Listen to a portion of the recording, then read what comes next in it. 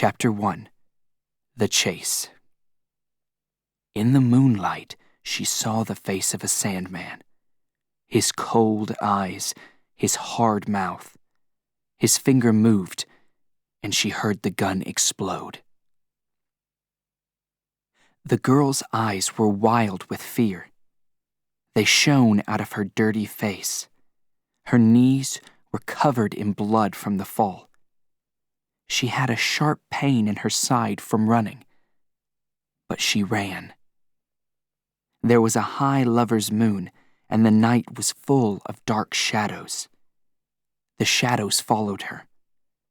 The shadows could kill her. When did she cross the river? Was it last night or the night before? Where was she now? She didn't know. To her right, she could see a high wall, a nursery. Maybe her baby was there. She moved to the left, into the night black between buildings. She came to another wall. She turned around. Should she go back across the river again? She had to continue, but she wanted to rest. She needed to rest. Wait. She heard a noise. Someone was there in the shadows. It was a Sandman. A silent scream went through her. She tried to climb the wall. She tried to lift her tired body up. Please. Please. But she couldn't do it. The wall was too high. She fell onto the ground, crying. She sat there and looked at the palm of her right hand. A black flower shone there. A few days ago, the light from the flower was a warm blood red. 7 years before that, it was sky blue. And 7 years before that, it was sun yellow.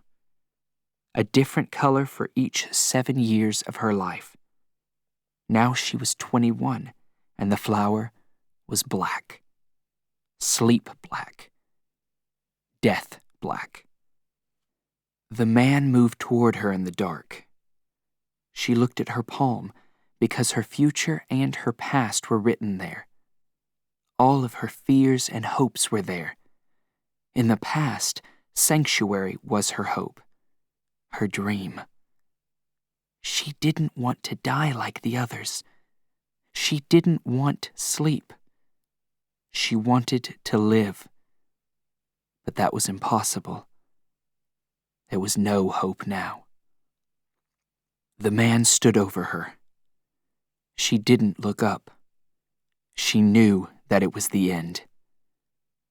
And so she dreamed. She was not there, a criminal, hated and terrified. She was in sanctuary. It was a warm summer's afternoon. She was lying in the long grass, looking up at the clear blue sky. She wasn't thinking about time. There was no time in this world, no worry. So why did her hand move to the knife under her clothes? Why did she want to push that knife into her heart? Why? The man pointed a gun at her. The Homer. In the moonlight, she saw the face of the Sandman, his cold eyes, his hard mouth. His finger moved, and she heard the gun explode. That was the last sound that she heard. Then there was only pain. Terrible, unimaginable pain. It was the end.